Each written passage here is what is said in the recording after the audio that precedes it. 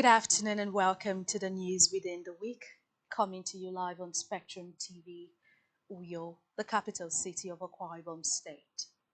Let's take a look at the headlines.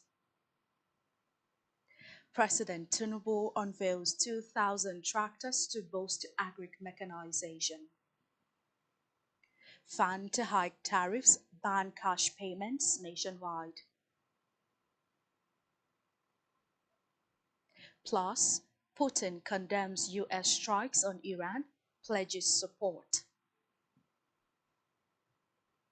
Details of these stories and more in a moment.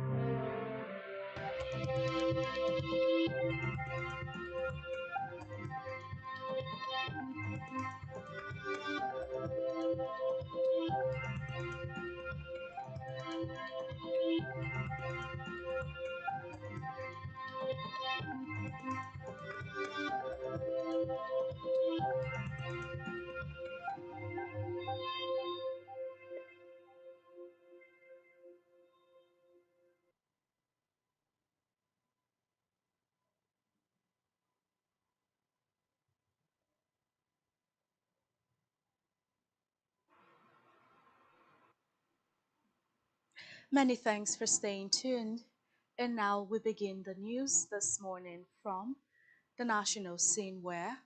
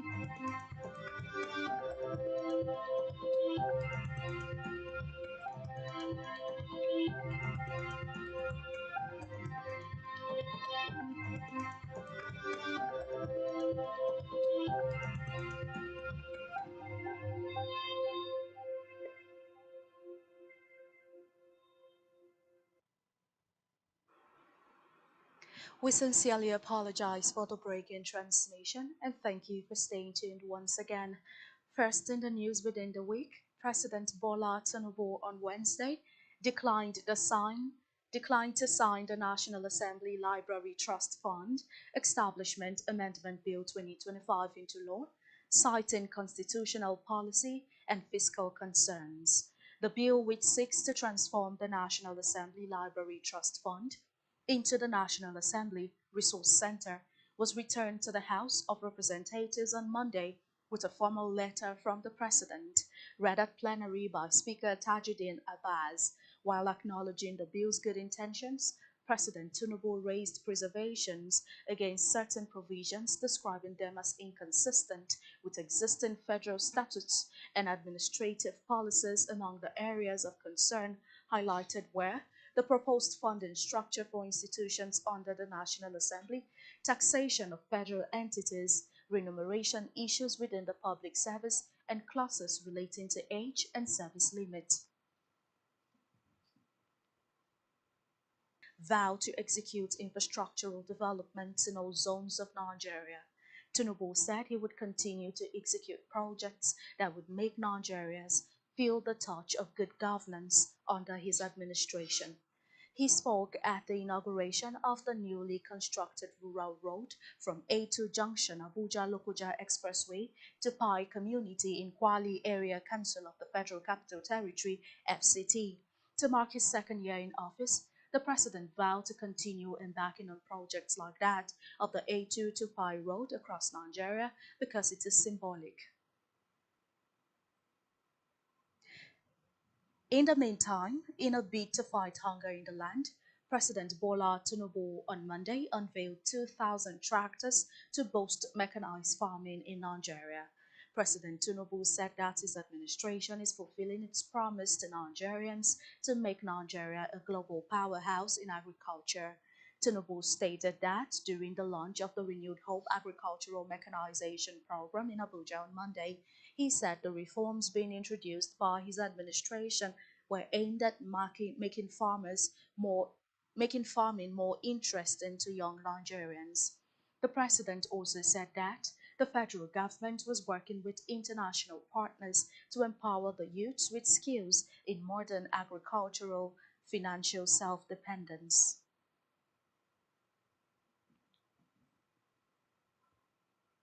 Meanwhile, President Bola Tinubu within the week directed security agencies to redouble their efforts in defeating the remnants of Boko Haram insurgents in the country. Tinubu made the call while mourning the victims of the suicide bombing in Konduga, Borno State. According to a statement by his special advisor on information and strategy, Bayo Onauga, on Sunday, the president described the attack as an act of cowardice. He commiserated with the Borno state government and the people of the state over the incident. He also directed the National Emergency Management Agency, NEMA, to support the survivors. And in the meantime, the presidency has flayed former Sule Lamido over his remarks on President Bola Ahmed Tinubu's role in pro-democracy struggle.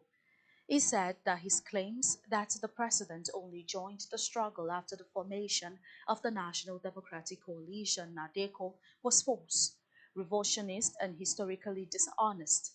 The president reaffirmed the president's pro-June 12 credentials, noting that he never at any stage deserted the battle. He joined at the outset when he was a senator. According to the presidency, Lamido, then National Secretary and the National Chairman of the defunct Social Democratic Party SDP, the late Chief Tony Anyehi, and not President Tinubu. He traded off the mandate of the late Chief Moshood Abiola. Recall that Abiola won the June 12, 1993 poll, which was adjudged to be free in observers.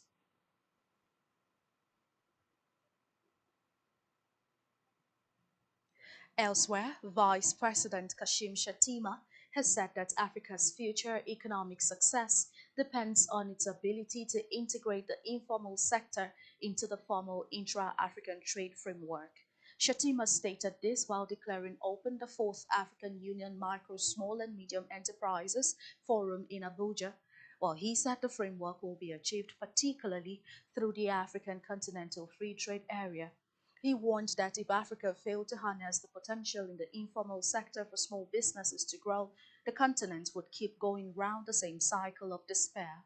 A statement later published on his official X handle noted that the promise of a better future for Africa does not depend on the skyscrapers being constructed in capitals of the nation or in transactions in stock, but lies in the reality that the potential of the informal sector, which accounts for nearly 90% of the workforce, must be harnessed. And from the Red Chamber is now where the Senate Committee on the Review of the 1999 Constitution is set to organize a comprehensive 2 day zonal public hearing in the country's 6 geopolitical zones to gather Nigeria's input on the proposed constitutional amendments. The committee, chaired by the Deputy President of the Senate, Senator Barau Jibrin, said the public hearing, which will be held simultaneously in Lagos, Southwest, Enugu Southeast, Ikotekpene South South, Jos North Central, Maiduguri Northeast, and Kano Northwest is convened to gather the inputs of citizens on proposed amendments to the nation's constitution. The special advisor to the Deputy President of the Senate on Media and Publicity, Ismail Abubakar, revealed on Sunday. He said the hearing scheduled for July 4th and 5th, 2025, will examine critical national issues including local government autonomy, electoral and judicial reforms, state creation, state police, and inclusive governance. In another development, the Federal Airports Authority of Nigeria has announced plans to increase tariffs for all service providers operating at its airport as part of efforts to improve revenue generation. Additionally, the authority will phase out all cash transactions at payment points, moving towards a fully automated and contactless payment system. FAN disclosed that 92% of its current revenue comes from aeronautical sources, which only 8% is derived from non-aeronautical activities, a stark contrast to global standards where non-aeronautical revenue accounts for over 40% in many developed countries. This shift, the agency said, marks a critical step in modernizing its operations and rebalancing its revenue structure. In Bakir, Akwa Ibom State Governor Pastor Umar Eno on Wednesday directed the State Commissioner for Finance, Bob, to take over the coordination and supervision of the Ministry of Special Duties and Ibom Deep Sea Port to ensure that all projects and programs continue seamlessly and are delivered within timelines.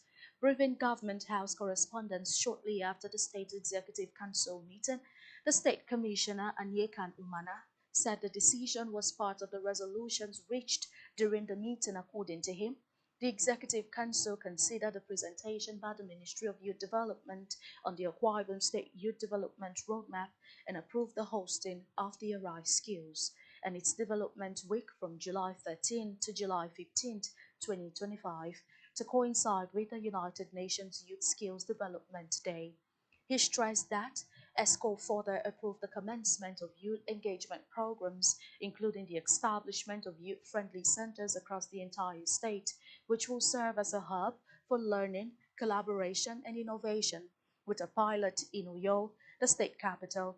Meanwhile, to improve water supply, sanitation, and hygiene wash in the state, the Executive Council reviewed the various WASH documents presented by the Ministry of Water Resources and Sanitation, including the Akwa Ibom State WASH Policy, WASH Monitoring, and Evaluation Framework, the roadmap for making Akwa Ibom State open defecation free by 2030, and the Akwa Ibom State Water Regulation Bill 2025, directing the Attorney General and Commissioner for Justice to ensure transmission of the draft bill to the State House of Assembly for consideration and passage into law.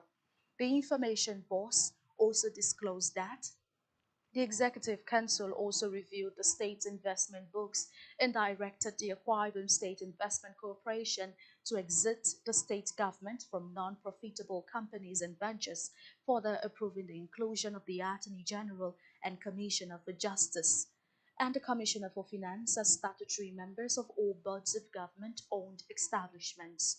He noted that in order to rekindle sports development and ensure youth sport activities in the state, the Council, following the presentation by the Ministry of Sport, approved the hosting of the Akwa Ibom State Sports Festival 2025, noting that the activities will commence from July to September 2025, with a coordinating committee to be headed by the Commissioner for Sports, Elder Paul Bassi. The Executive Council acknowledged the celebration of the Civil Service Week and congratulated the head of the civil service and public servants in the state for a very impactful celebration, promising full participation of the state government in the events lined up to celebrate the week, which will climax with a Thanksgiving service on Sunday, June 29th. The Government House correspondent Jane Uwa reports that the governor further thanked council members for their support throughout the period of the state's progressive movement and further tasked members of the Executive Council to recommit the ideals of the Arise agenda by working extra hard to ensure the delivery of dividend of democracy to the people.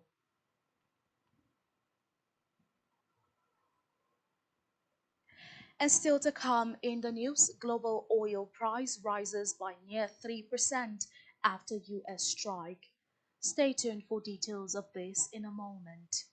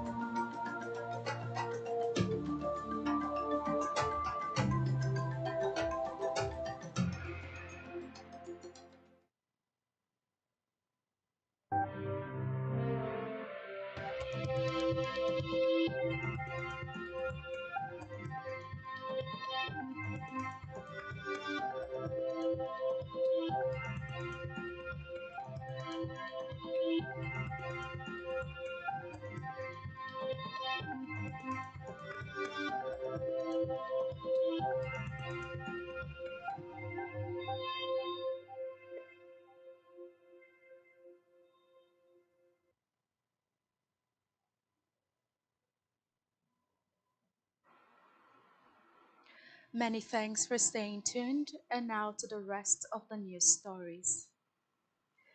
Moving now to Africa, where a regulatory agency announced on Saturday that the Democratic Republic of Congo has extended its ban on cobalt exports for 3 months, a measure aimed at curbing an oversupply of the key material for electric vehicle batteries. The world's largest supplier of cobalt, the country imposed a 4 month export ban in February after prices hit a 9 year low of just $10 per pound. ARICOM's plan to announce a further decision to modify, extend, or lift the suspension before the end of this 3-month period, which will conclude in September. Reports on Friday say that Congolese authorities were considering extending the ban as they review the allocation of cobalt export quotas among mining companies. Several industry players, including Glencore, the world's second largest cobalt producer, support the introduction of these quotas. However, Glencore's position differs from the leading producer, the Chinese group CIMOC, which is actively campaigning for the ban to be lifted.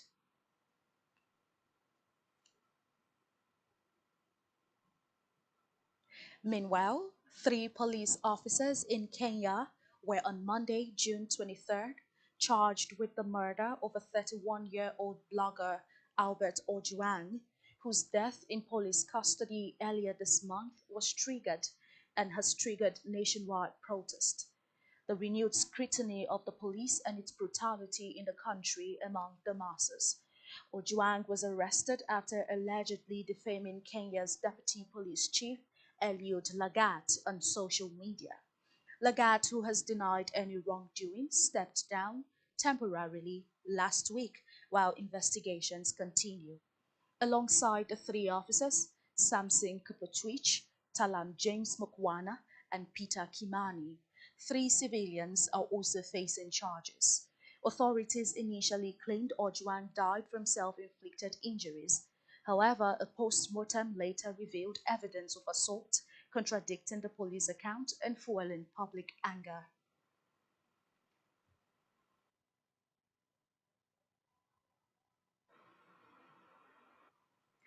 And on the foreign scene, Iran within the week warned Washington, D.C. about the activation of terrorist sleeper cells in the United States a few days before the U.S. attack. U.S. President Donald Trump received a, had reportedly received a communique last week in which Iran threatened to activate such cells in the U.S. if Washington made a decision to attack Iran's sources. Also said that the US leader got the message through any intermediary at the G7 summit in Canada last week. Recall that the US struck 3 Iranian nuclear sites in Natanz, Fordow, and Isfahan in the early hours of Sunday. And still on the foreign scene, Russian President Vladimir Putin told Iran's Foreign Minister Abbas Araghchi on Monday that there was no justification for the recent US bombing of Iran, stating that Moscow was working to support the Iranian people. Putin hosted Araghchi in Moscow just 2 days after the US President Donald Trump ordered strikes on Iran's 3 main nuclear sites. Araghchi responded by saying Iran's actions were legitimate self-defense and thanked Russia for condemning the US airstrikes. He also conveyed best wishes to Putin from Iran's supreme leader and president. While Russia had pledged diplomatic support, it remained unclear what concrete actions Moscow might take to aid Tehran.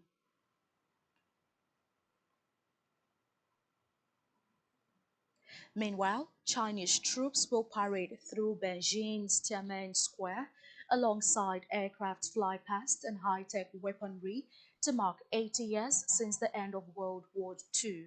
Reports say millions of Chinese people were killed during a prolonged war with Imperial Japan in the 1930s and 40s, which merged with the global conflagration following Tokyo's attack on Pearl Harbor in 1941. Beijing's Communist Party has held a series of blockbuster events in recent years to commemorate its wartime resistance, vowing that China will never be brought to its knees in such a way again. According to Wu Zek, an official at China's military commission, the parade on September 3rd will see President Xi Jinping inspect troops in Tiananmen Square. And still on the foreign scene, the WhatsApp messaging service has been banned from all US House of Representatives devices. according to a memo sent to all House staff on Monday, citing data security concerns. A memo issued on Monday by the Office of the Chief Administrative Officer, the House's Office of Cybersecurity flagged WhatsApp as a high-risk app due to the lack of transparency in how it protects user data, absence of stored data encryption, and potential security risk involved with its use. And on our business news, global oil prices spiked by over 2% after the United States of America bombed Iran's three nuclear sites. Oilprice.com data showed that oil prices skyrocketed as trade commenced on Monday. Reports say as at 1:16 a.m. on Monday, Brent crude and West Texas Intermediate futures prices stand at $78.99 and $75.81 per barrel on Sunday. Recall that President Donald Trump announced on Saturday that the U.S. successfully bombed Iran's Fordow, Natanz, and Isfahan nuclear sites. Iranian authorities had vowed retaliation, which had sent a panic signal across the Middle East and the world at large. And still in business, the Naira within the week strengthened at the official window in the past week to 1,547 Naira per dollar from 1,549 Naira per dollar, supported by intervention from the Central Bank of Nigeria, which injected dollars into the market to ease corporate demand pressures. Analysts also alluded the development to the resilience of the Naira to foreign exchange inflows from foreign portfolio investors. Cordros Capital Limited, in an investor's note, revealed that the FPIS brought in dollars to participate in the open market operation auction by the CBN. The CBN conducted an OMO auction driven by its continuous efforts to absorb excess system liquidity. The central bank offered 600 billion naira across the 155-day and 204-day tenors, attracting strong investor interest with total subscriptions reaching 1.14 trillion naira. Ultimately, the CBN allotted 1 trillion naira with stop rates clearing at 24.20% and 24.54% respectively. And still to come in the news,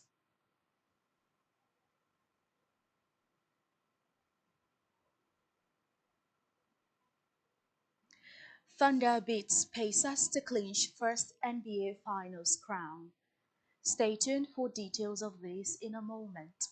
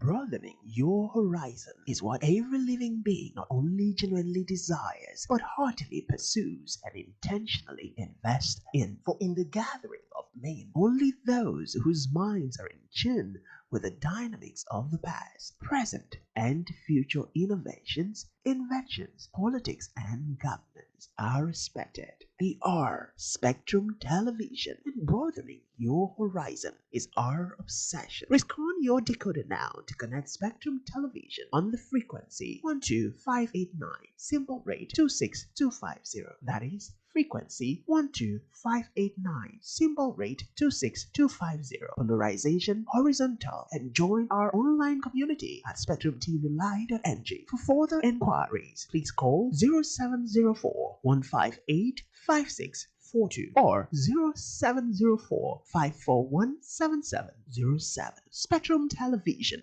broadening your horizon.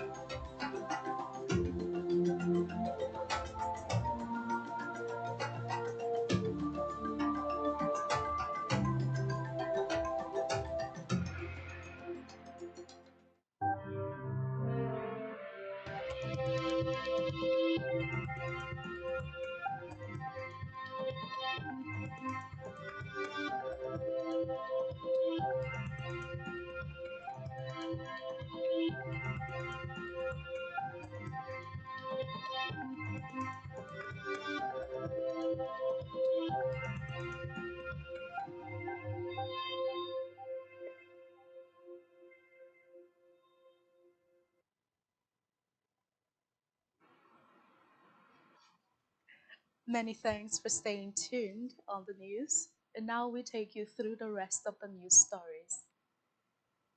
In health, Edo State Commissioner for Health, Dr. Cyril Oshomole, within the week, confirmed that three fatalities have been recorded following the outbreak of diphtheria in the state.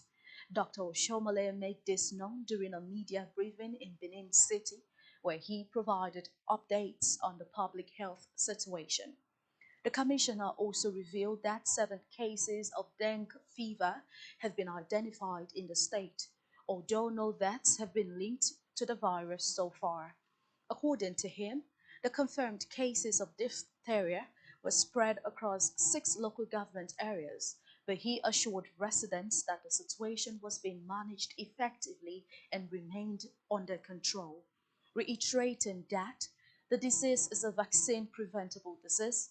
Dr. Cyril Oshomole urged parents to prioritize immunization for their children.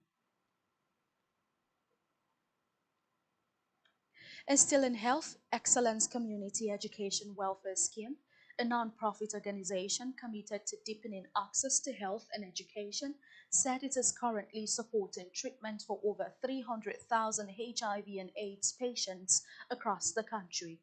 It said over 142,000 of these patients are receiving treatment in Akwa Ibom State alone. Addressing journalists in Rio as part of activities marking the organization's 24 years of service to humanity on Friday, the executive director in Akwa Ibom State, Andy Ayo, said the intervention in health, education, and recently agriculture has been impactful. Ayo said the organization in the past 24 years has supported close to 200 healthcare facilities, including secondary healthcare facilities across the state in terms of training and infrastructure.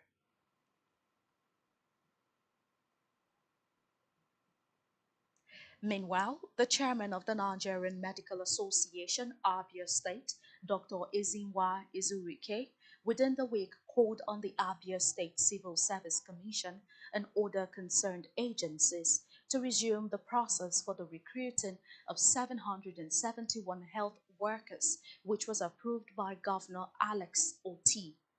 Dr. Izinwa, who made the call in Umuahia, expressed surprise at the sudden suspension of the recruitment exercise last week. Speaking to newsmen in Umuahia, the NMA chairman praised Governor Alex Oti for his wisdom in approving the employment of more health workers and for reconstructing health facilities in the state. He, however, called for urgent resumption of the employment to take care of patients' health workers ratio in urban and rural areas.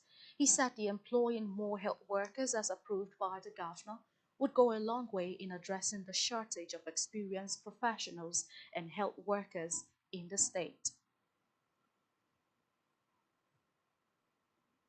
And now to sports, where the Oklahoma City Thunder crowned a dazzling season with an NBA title on Sunday, pulling away relentlessly in the second half to beat the Indiana Pacers 103 to 91 in Game 7 of the NBA Finals.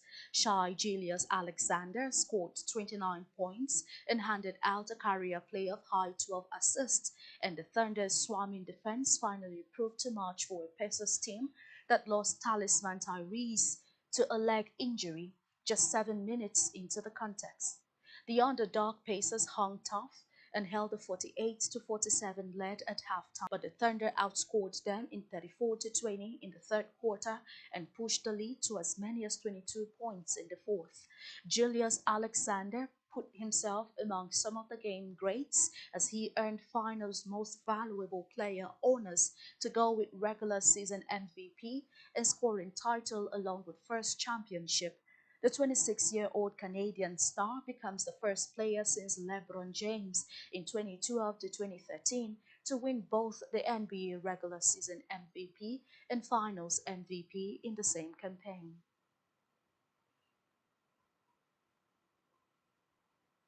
And still in sports, Portugal will be without key midfielder Kika Nazareth for Monday's international friendly against the Super Falcons of Nigeria.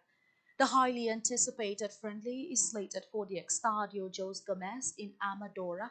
It will serve as part of the Super Falcons' preparation for the 2024 Women's Africa Cup of Nations. On their part, the Portuguese will use it to get in shape for the 2025 European Women's Championship. According to reports, Kika is not fit enough for the game. Meanwhile, the Barcelona ladies attacking midfielder Pupert ruptured her ligament injury in March and is working her way back to full fitness. On our entertainment news, popular social media critic Martin Zotze, widely known as Very Dark Man, on Monday staged a protest at the entrance of the residence of the Minister of the Federal Capital Territory (FCT) in Abuja. The protest follows Wike's announcement of plans to withhold 10% of the statutory allocation to area councils due to their failure to implement the new minimum wage for primary school teachers, an issue which has led to an ongoing strike on Monday. However, VDM gathered school children dressed in uniforms and conducted a class in which he taught them the letters of the alphabet. According to him, Wike's Gate would henceforth serve as the pupils' new classroom. And still on the entertainment news, the high-profile trial of Sean Diddy Combs is approaching its final stretch, with both teams poised to rest their cases as soon as Tuesday. Closing arguments are tentatively expected to begin on Thursday, after which jurors will be tasked with deciding the fate of the music mogul who faces life imprisonment if convicted.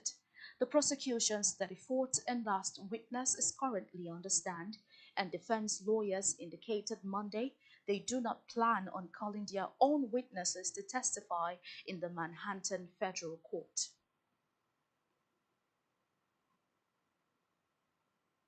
And lastly, in the news within the week, reality TV star and influencer Tacha Akide has sparked conversation online after she shared her observation on the financial struggles of Nigerians living in the United Kingdom.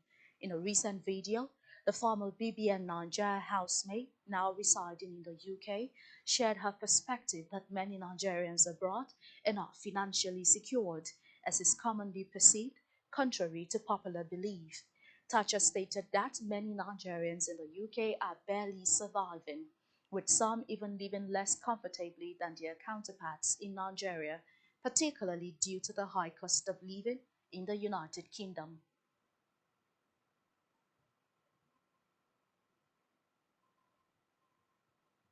And that's all we have for you at this time. Do ensure to follow us on social media and subscribe to our YouTube channel, all of which you can find on our website, spectrumtvlive.ng.